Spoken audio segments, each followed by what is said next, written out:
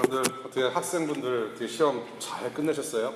예, 주로 이제 좀 딱 보니까는 뭐 학부생들은 다 거의 다 빠져나가고 예, 이제 좀 어른들만 계시네요, 그렇죠? 예, 분위기 너무 좋습니다. 예, 마치 그런 기성교회 보는 것 같은. 예, 우리 D2D 가족들은 그냥 뭐 시험 때마다 막 죽겠다고 난리예요. 그냥 아 죽겠어요. 그러면서 또 성적은 좋아요. 예, 우리 교회 특징인 것 같아요.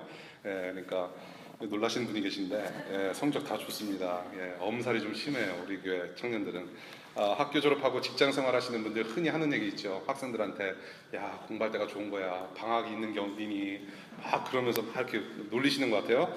예, 근데 이제 학생들은 정말 지옥 같은 시간이죠. 그렇죠? 지옥 같은 시간이요. 예, 그래서 여러분들께 이제 아직 뭐 페이퍼 써야 되시는 분들도 좀 계신 것 같은데 여러분들 조금만 참으세요. 예, 조금만 참으시고 천국에는 시험이 없습니다. 예, that's a good news. 예, good news. 천국에는 시험이 없어요. 천국은 공부 못해도 가요. 예, 그리고 못생겨도 가는 나라가 하나님 나라, 그렇죠? 애인 없어도 가는 나라 하나님 나라, 그렇죠? 예, 그리고 천국에는 성적 순으로 행복하지 않습니다. 그래서 여러분들 이 정도 하면은 정말로 야 그렇구나 하면서 박수 치면서 아멘 해야 되는데 별로 이렇게 반응이 예. 여러분이 학교에서 시험 보는 거, 파이널 exam 있고, 뭐 미텀 있고, 뭐 팝 퀴즈도 있고, 이런 것들은 단순히 그런 취직을 위해서만 그런 뭐 GPA를 올리거나 이제 그런 건 아닌 것 같아요, 그렇죠? 예, 물론 졸업장 따기 위해서는 어쩔 수 없이 지나가야 되는 관문이지만은 내가 어느 정도 배웠는지를 이렇게 가늠할 수 있는 어떤 그런 척도를 가늠할 수 있는 기준이라는 것이죠. 시험은 좀 힘들지만은 내가 여기서 내가 좀 부족하구나, 내가 여기서는 뭐 잘하고 있구나 그런 것을 보면서 그렇게 지식을 건강하게 축적하는 그런 좋은 의미가 있다라고 저는 봅니다. 물론 점수가 it matters, 그렇죠? 점수는 잘 나와야 돼. 예, 그럼에도 불구하고 우리가 좋은 의미로 생각했을 때는 우리의 지식을 쌓는 거에 있어서 가장 좋은 어떤 툴이 되지 않을까 그런 좀 생각을 해봅니다. 여러분과 저의 일상 가운데 지식과 지혜는 늘 필요해요. 지식과 지혜 이 둘은 서로 다른 뜻을 가지고 있죠. 지식, knowledge. 지식은 우리의 노력으로 습득 가능한 것입니다. 우리가 노력을 해서 얻어지는 것이고요. 그 지혜, wisdom은 우리가 아무리 노력해도 배워지는 것이 아니죠. 예, 이것은 노력으로 배워지는 것이 아니고 삶을 살다가 언제 어디서든지 예측 불허한 상황에서 튀어나오는 반응이죠. 예, 이것은 굉장히 뭐 이렇게 배우려고 해도 배워지지 않는 것인데 지식과 지혜는 동일한 부분도 있습니다. 그렇죠? 어떤 동일한 부분이 있느냐? 지식과 지혜는 하나님으로부터 나온다라는 것입니다. 하나님으로부터 나온다. 예, 그래서 여러분들이 지식을 위해서 지난 학기, 지난 수많은 세월 동안 여러분들의 지식을 위해서 많이 노력하시고 이렇게 고분분투하신 것처럼 정말로 하나님으로부터 오는 그 지혜가 무엇인지 정말로 하나님을 붙잡고 더욱더 지혜로운 분들이 될 수 있도록 우리 같이 한번 노력하고 그런 여름 시간 투자를 잘했으면 하는 생각이 듭니다. 오늘 말씀은 지혜에 대해서 우리가 얘기를 나누려고 그래요. 지혜. 지난주에는 진리의 혀라는 제목으로 말씀을 나누었습니다. 진리의 혀.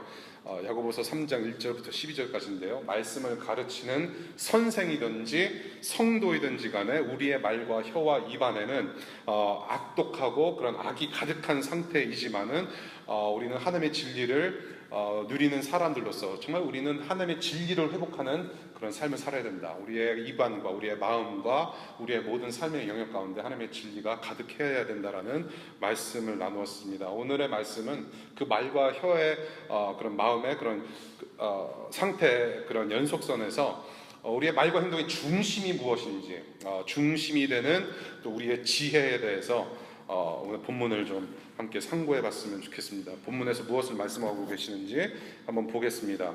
야고보서 3장입니다. 야고보서 3장 13절부터 18절까지의 말씀이에요. 야고보서 3장 13절 제가 읽겠습니다. 여러분 가운데서 지혜 있고 이해력이 있는 사람이 누구입니까? 그러한 사람은 착한 행동을 하여 그의 행실을 나타내 보이십시오. 그 일은 지혜에서 오는 온유함으로 행하는 것이어야 할 것입니다. 여러분의 마음속에 지독한 시기심과 경쟁심이 있으면 자랑하지 말고 진리를 거슬려 속이지 마십시오. 이러한 지혜는 위에서 내려온 것이 아니라 땅에 속한 것이고 육신에 속한 것이고 악마에게 속한 것입니다.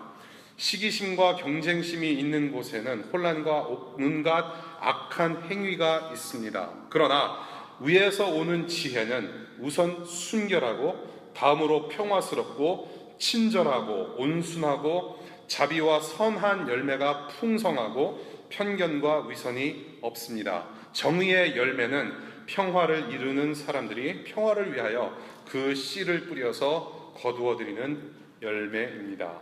아멘. 잠깐 기도하겠습니다. 하나님 감사합니다. 두렵고 떨리는 마음으로 다시 한번 주님의 말씀 앞에 우리 공동체가 섰습니다. 하나님께서 주시는 말씀이 무엇인지 성령님 인도하여 주시고 악한 것들이 들어오지 않도록 하나님 필터해 주시기를 기도합니다. 오로지 진리만이 선포되어질 수 있도록 성령 하나님 우리를 하나 되게 하시고 주님 인도하시기를 간절히 기도합니다. 깨달음 주시옵소서. 예수님 이름으로 기도드렸습니다. 아멘. 먼저 13절 보겠습니다. 13절에 지혜 있고 이해력이 있는 사람이 있는가라는 질문을 합니다. 지혜 있고 이해력이 있는 사람이 있는가? 지난주 본문에서 언급되어지고 있는 그런 선생들을 가리키는 말이라고 우리가 볼 수 있는데요. 동시에 진리를 접하는 참된 믿음을 가진 성도들 모두에게도 해당될 수 있는 메시지인 것 같습니다.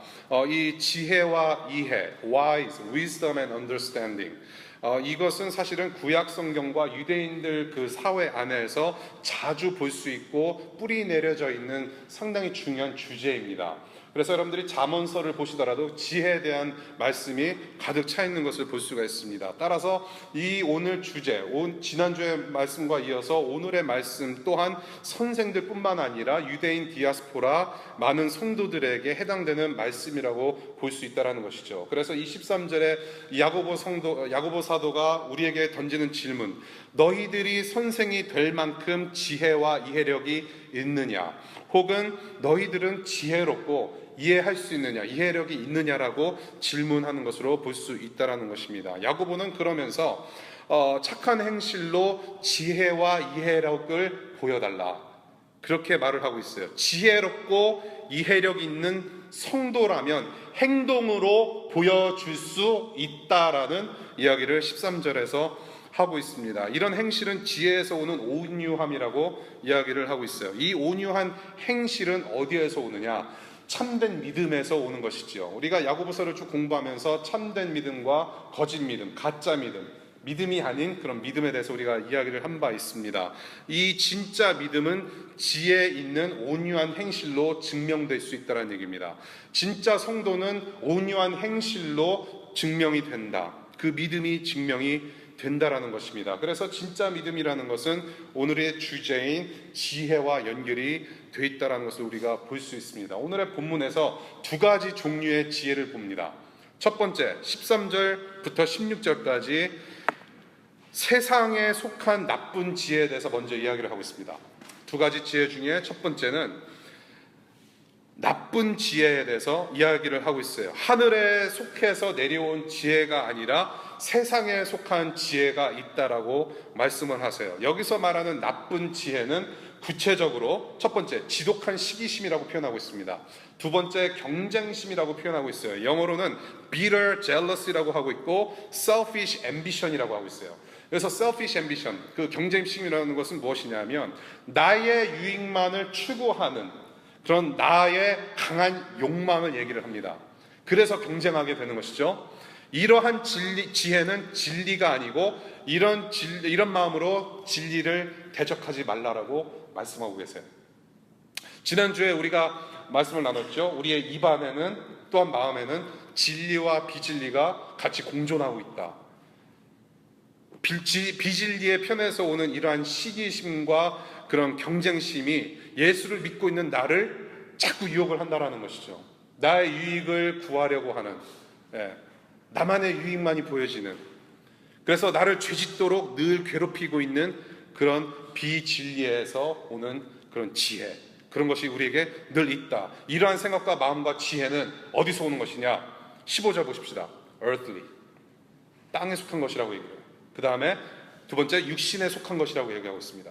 그 다음에 세 번째 demonic, 악마에게서 오는 거라고 얘기를 하고 있어요. 사실 무시무시한 얘기입니다. 예. 이런 나쁜 지혜, 시기심과 경쟁, 나만을 추구하는, 나만의 영광과 나만의 유익을 구하는 것은 디마닉하다, 세상적이다, 악한 것이다라고 얘기하고 있습니다.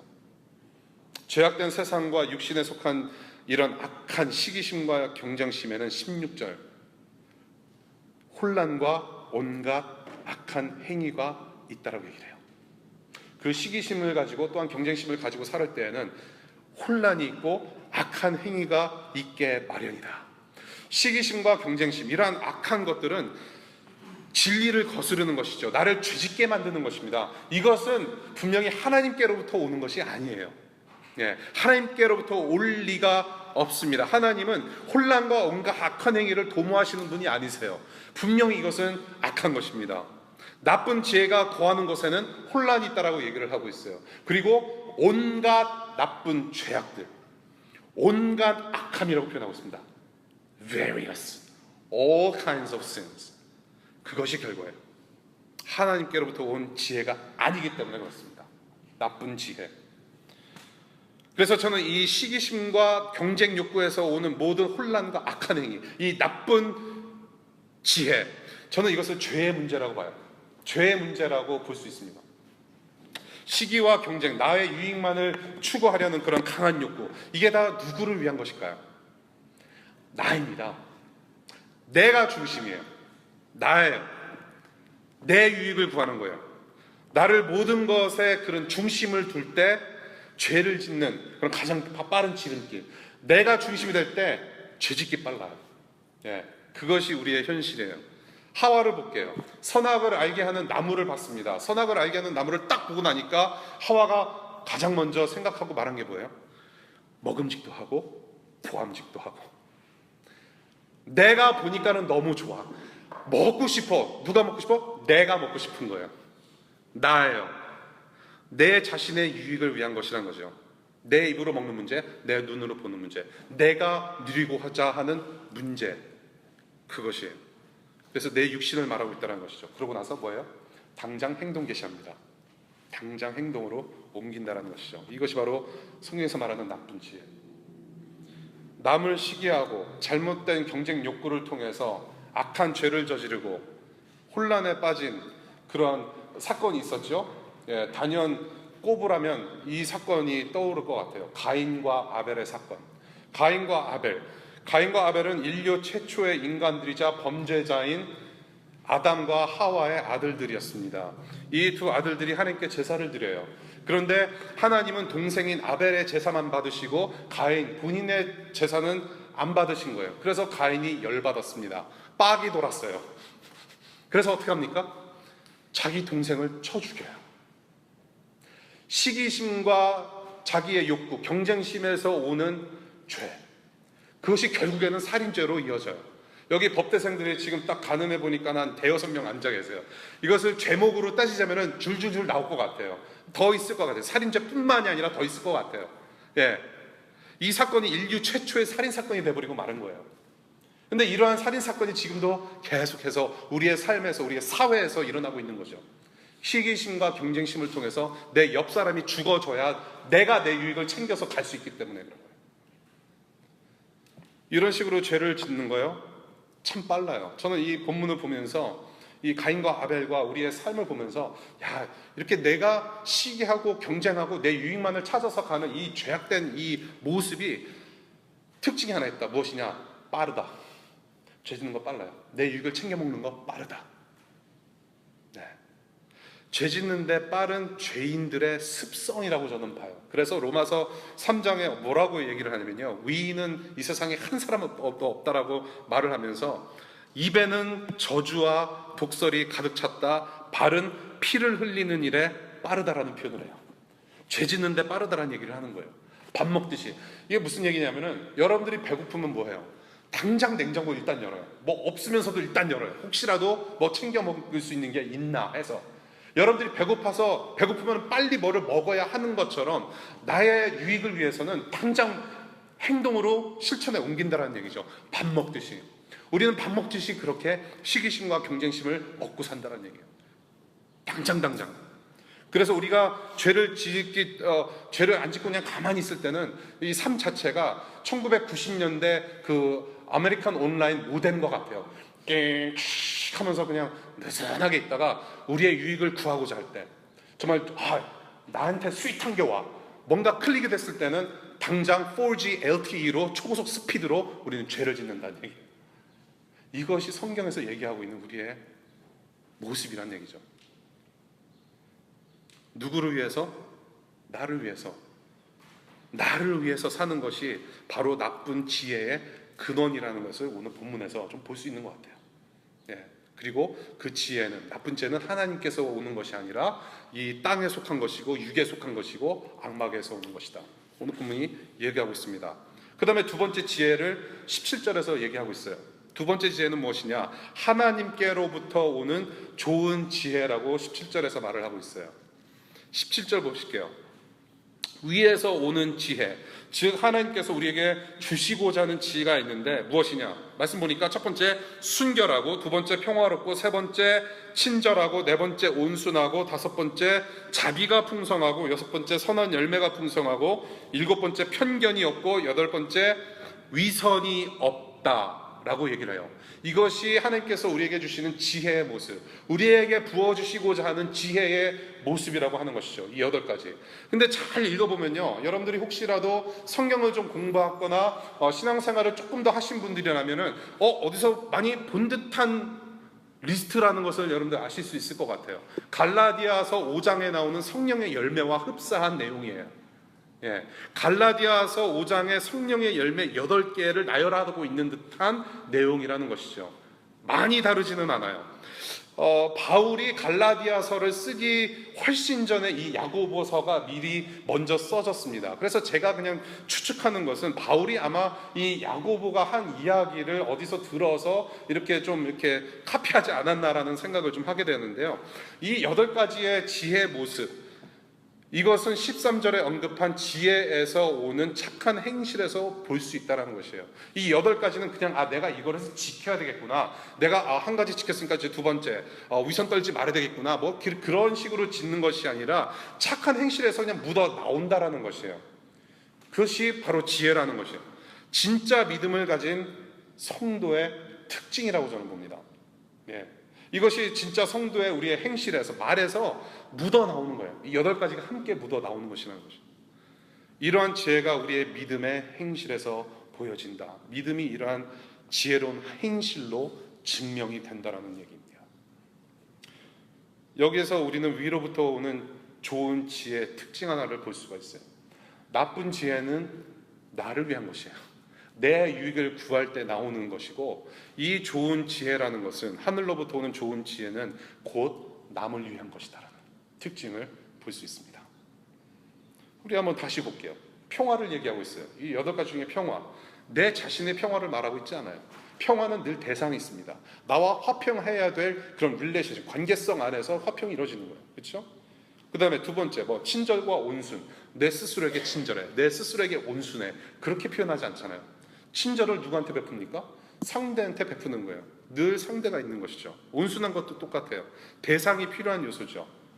그리고 자비와 선한 열매가 풍성하다라고 얘기를 하고 있어요. 남에게 베풀 때 드러나는 것이에요. 그렇죠? 그리고 네 번째, 마지막, 편견과 위선이 없는 좋은 지혜. 남에게 조심스럽게 대하는 요소예요. 상대가 있어요. 늘 대상이 있습니다. 좋은 지혜라는 것은 남을 위한 것이라고 얘기를 하고 있어요.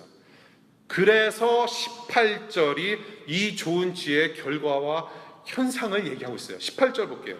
이렇게 좋은 지혜를 가지고 우리가 살아갈 때에 어떠한 결과가 있고 현상이 있느냐? 18절 읽겠습니다. 정의의 열매는 평화를 이루는 사람들이 평화를 위하여 그 씨를 뿌려서 거두어들이는 열매입니다라고 얘기를 하고 있어요.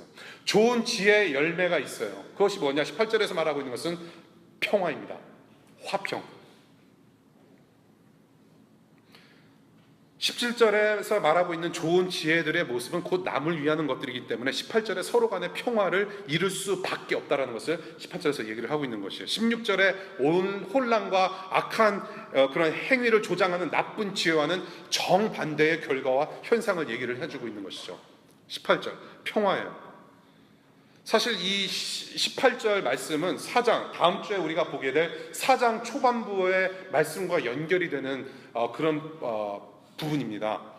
다음 주에 우리가 자세하게 볼 텐데요. 이 코리안 디아스포라, 유대인 디아스포라 이 공동체 안에는 그런 컨플릭이 있었던 것 같아요. 예, 혼란스럽고 평화롭지 못한 그런 관계들이 있었던 것 같아요. 그래서 이 18절을 얘기하면서 너희가 참된 믿음을 가진 성도라면 하나님 나라를 맛볼 수 있는 그러한 공동체가 되어야 되는데 그 공동체는 바로 평화로운 공동체인데 그럴 수 없다라는 얘기를 하면서 4장으로 넘어가는 것 같아요. 그런 연결고리가 되어주는 구절이라고 저는 보는데요. 지혜롭고 거룩한 행실을 통해서 하나님 나라의 평화를 추구해라. 네, 그런 말을 하고 있는 것 같아요. 예수님께서 산상수훈의 팔복 중에 이런 말씀을 하세요. 마태복음 5장 9절의 말씀인데요. 평화를 이루는 사람은 복이 있다. 하나님이 그들을 자녀라고 부르실 것이다. 자기의 자녀로 부르실 것이다 라는 말씀을 하세요. 성도들의 삶의 지침이죠. 제자들의 삶의 지침이에요. 이 팔복이라고 하는 것은 예수님께서 우리 제자들에게, 예수 그리스도를 따르는 참된 믿음을 가진 성도들에게 삶의 지침으로 내려주신 것이 바로 팔복이에요. 그 중에 하나가 무엇이냐? 평화를 이루어가는, 평화를 추구하는 삶을 살으라는 얘기예요. 이것이 예수님의 가르침이고, 야고보가 여기서 말하는 것은 그 평화를 진짜 믿음의 그런 지혜의 행실로 나타내면서 살으라는 얘기를 하는 것이죠. 따라서 좋은 지혜의 열매는 곧 공동체의 평화이고, 고린도전서 14장 33절 보니까 무질서의 하나님이 아니시고 평화의 하나님이신 그 하나님께서 우리를 향하신 뜻을 이렇게 야고보 선지자를 통해 사도를 통해서 우리가 가르치고 계시다는 거예요. 평화. 결국에는 오늘 본문에서 크게 우리가 좀 배울 수 있는 것은 무엇이냐? 저는 좋은 지혜와 나쁜 지혜의 차이점에서 우리는 큰 도전을 얻을 수 있다고 저는 봐요. 좋은 지혜와 나쁜 지혜의 그것을 우리가 정리를 할 필요가 있습니다. 과연 남을 위한 삶을 살 것인가? 아니면은 나를 위한 삶을 살 것인가? 우리의 위치를 볼 수 있다는 얘기입니다. 나쁜 지혜의 적용의 대상은 늘 나예요. 나쁜 지혜의 중심에는 늘 내가 있어요. 왜냐? 나의 유익을 구하기 때문에. 그런데 좋은 지혜의 적용의 대상은 누구이냐? 남이에요. 다른 사람이에요. 좋은 지혜의 적용의 대상은 늘 내가 아닌 다른 상대가 분명히 있다는 것 우리가 봤습니다. 저와 여러분들이 예수님을 믿고 산다면서, 예수님의 제자로 산다면서, DC to DC 이름이 그거잖아요. 예수 그리스도의 제자로서 DC, 디스트릭 오브 콜롬비아로 나가고, 또한 반대로, 그렇죠? 우리가 예수님의 제자됨을 위해서, 제자 되기 위해서 우리가 한 교회에 모여서 하나님을 예배하고 찬양하고 성경을 공부하고 기도하고 서로를 격려하는 가운데 still 우리의 마음과 우리의 생각 속에서는 아직도 나의 유익을 구하는 삶을 살고 있지는 않은지 점검해 볼 필요가 있다는 거죠. 우리는 입으로는 하나님을 찬양하고 입으로는 예수 그리스도를 따른다고 하면서 아직도 내 마음에는 나의 유익을 구하면서 동시에 내가 남을 시기하고 남을 찍어 눌러야만 내가 잘 될 것이라는 어떤 마인드 속에 갇혀서 살지는 않는지 우리는 점검해 볼 필요가 있다는 얘기예요. 특별히 워싱턴 DC 안에는 그게 심하다는 얘기죠. 예. 나의 유익과 나의 영광만을 위해 살던 모습이 우리의 모습이었다는 것이죠. 그 모습 때문에 오신 분이 바로 누구시냐? 예수님이라는 거예요. 하나님을 대적하고 내가 하나님이 되었던 삶, 나의 유익을 구하고 나의 영광을 구하고, 그래서 내 영광대로 살아가고자 하는 모습, 내가 하나님이 되어서 모든 영광을 내가 받아야 되고, 다른 사람은 다 을이 되어야 되고 내가 갑이 되어야만 내가 내 마음대로 살 수 있는 그런 영광을 누리고자 하는 욕심, 그것 때문에 예수님께서 오셨다라는 것입니다. 그 예수님의 십자가 희생으로 그 문제가 해결되어서 이제는 하나님께서만이 하나님 되시는 삶을 살게 된 것입니다. 그렇죠? 그래서 이제는 나를 구원하셨던 예수가 사셨던 모습 그대로 이제는 나를 위한 나의 삶이 아니라 예수님께서 사셨던 것처럼 남을 위하는 삶, 섬김의 삶, 사랑 베푸는 삶, 그 삶을 살고 있는가를 우리는 다시 한번 생각해 볼 필요가 있다는 거죠. 여러분들의 인생의 조종관 누가 잡고 있습니까? 여러분들의 인생의 파일럿이 누구예요? 내 인생 내가 살고 있기 때문에 내 인생의 조종관은 내가 잡고 있겠다고 했을 때 여러분들은 테러리스트가 되는 거예요. 여러분의 인생의 조종관은 하나님께서 만드시고 디자인하셨기 때문에 하나님께서 잡으셔야만 하는 거예요. 여러분들 아직도 여러분이 여러분의 삶의 중심이 돼서 살고 계십니까? 아직도 내 영광에 대해서 미련이 있으세요? 이 세상은 내 중심으로 돌아가야만 돌아가는 것입니까? 이 질문 앞에 한번 서보자는 것이죠. 그러고 나서 우리가 지금 살아가고 있는 지혜의 모습들, 우리가 남에게 어떤 베품을 살아가고 있는가, 어떤 섬김을 살아가고 있는가, 어떻게 섬기고 있는가, 어떻게 우리의 언행이 어떠한가를 우리는 이발리에이트 할 수 있다는 것이죠. 지금 본문에서 말하고 있는 시기심과 나의 유익만을 위한 그런 경쟁 욕구, 잘못된 욕망, 그 모든 죄의 중심들에는 내가 있다는 거예요. 내가 있어요. 나 중심의 삶에는 혼란이 올 수밖에 없고 죄 지을 수밖에 없어요. S-I-N, sin이에요. S-I-N. 항상 죄의 중심에는 하나님이 있는 게 아니에요. 하나님이 나를 이렇게 만드셨는데 죄질 수밖에 없는 상황이라고 핑계까지 대요. 아니에요. 죄의 중심에는 늘 내가 있습니다. I-ness. 그것이 바로 sinful nature의 특징이에요. I-ness.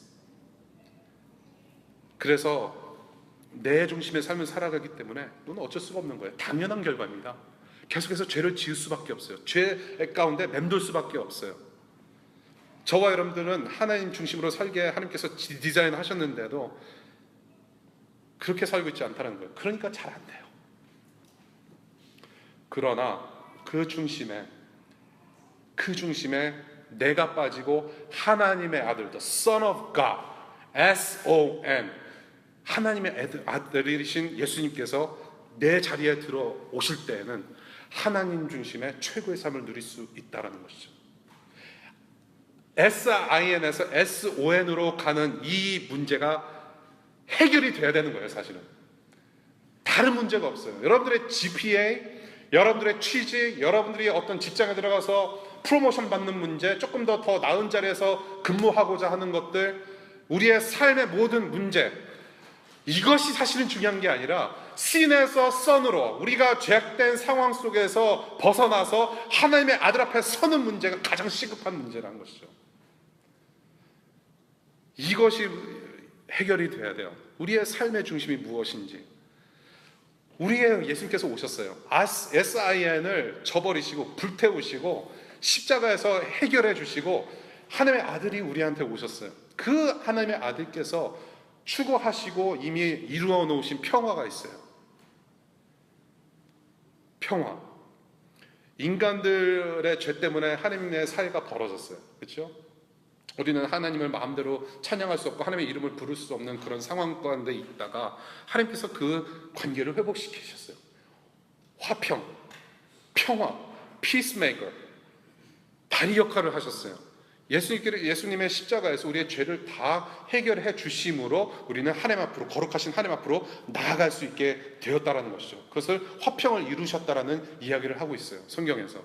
그 화평을 이루어내신 거예요. 하나님과 인간 사이에 막힌 담을 허무신 평화의 사자 예수 그리스도, 그 화평을 이루신 하나님의 방법은 무엇이었느냐? 십자가였다는 것이죠. 십자가. 세상에서는 평화를 외쳐요. UN peace 뭐죠? 그 UN 평화 유지군, 그렇죠? 피스키핑 그 미션이 있잖아요. 저는 한동안 UN 시험도 보고 이제 막 그랬는데 UN에 들어가기가 굉장히 힘들어요. 여기 혹시 공부해 보신 분들 좀 아시겠지만은 UN 들어가는 게 굉장히 어렵습니다. 그런데 그 어떤 선배와 다른 분들이 얘기하는 것은 뭐냐면 아무리 시험을 봐도 못 들어가는 수가 있다. 내부에 아는 사람 있을 때 빨리 들어갈 수 있다. 뭐 그런 아주 이렇게 콜옵션 이렇게 능세를 맞출 수 있는 게 그런 이제 얘기를 하는데요. 하다못해 제가 어디까지 생각했냐면은 그러면 군인이 돼서 피스키핑 미션을 가서 막 하이티도 가고 뭐 아프리카 가서 총 들고 서 있을까 막 그런 생각도 많이 들었어요. 세상에서는 평화를 참 쉽게 얘기를 해요. 평화를 추구를 하고 많은 노력들을 해요. 그런데요, 칼과 총과 권력으로 사람들을 누르는 것으로는 절대로 평화를 이룰 수가 없죠. 예, 독재, 여러분들 우리의 역사를 보고 지금의 역사 흐름을 봤을 때 절대로 권력으로는 우리가 평화를 만들어낼 수가 없어요. 그것은 절대로 참된 평화라고 얘기를 할 수가 없죠. 독재 정권 하에서 그냥 아무런 소요 없이, 아무런 데모 없이, 아무런 그런 투쟁 없이 그냥 잘 눌러 있는 상태를 우리는 평화라고 얘기를 하고 있지는 않아요. 본인들 독재자들은 평화라고 얘기를 할 수는 있어도 절대로 그것을 우리는 평화라고 얘기를 하고 있지는 않아요. 총과 칼로 평화 유지 안 돼요. 예. 그러한 세상에서 살아가고 있어요. 평화의 겉모습은 흉내낼 수는 있어요. 그렇죠? 저와 여러분들 인간관계에서도 그래요. 다른 사람, 껄끄러운 사람이 있는데 평화의 겉모습은 흉내낼 수 있어요. 근데 속은 스틸 껄끄러워요.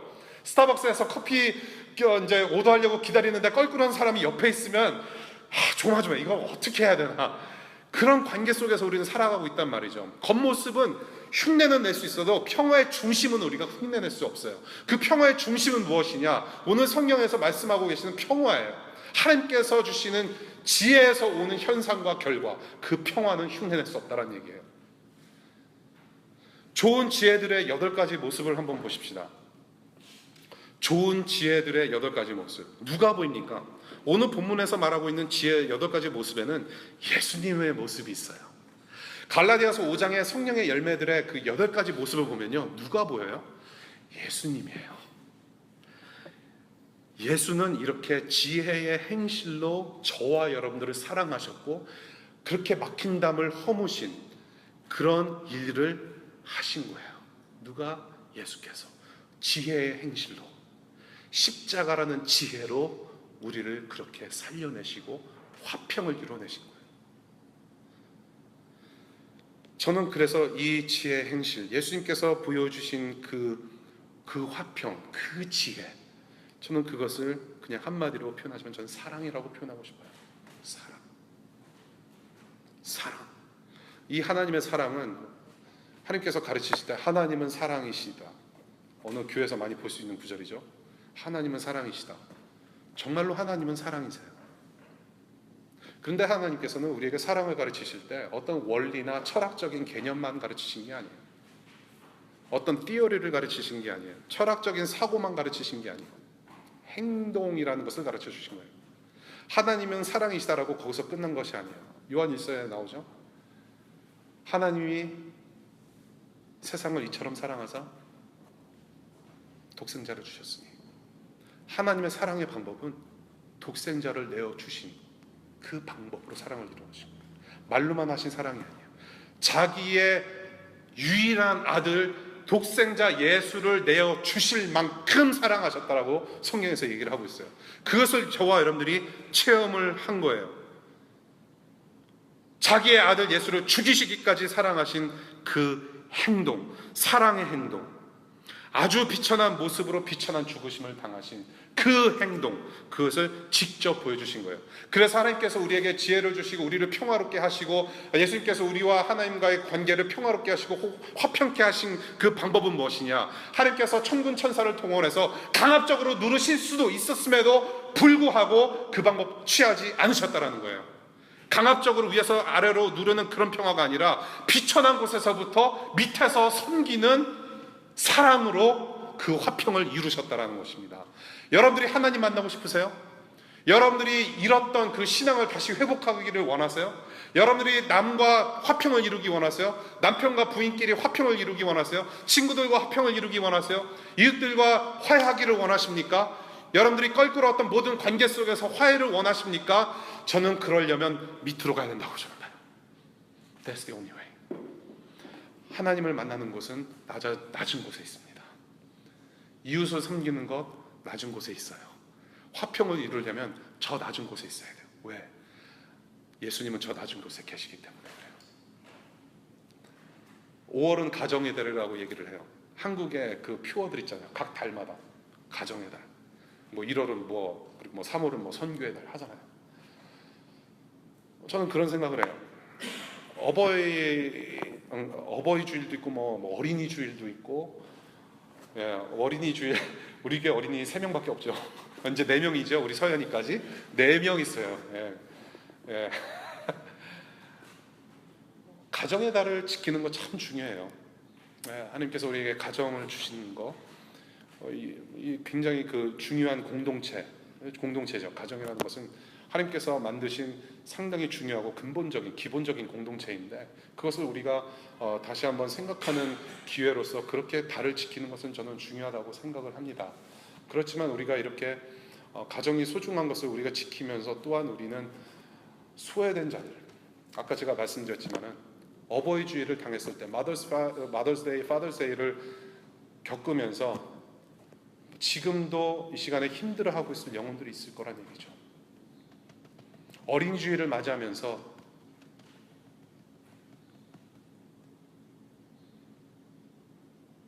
자기 자식을 그렇게 낳고 사랑으로 길렀는데 뱃속에 빠져 죽은, 혹은 사고로, 혹은 병으로 죽은 그 자기 자식들을 생각했을 때 그 어린이 주일이 얼마나 거룩하게 다가오겠습니까?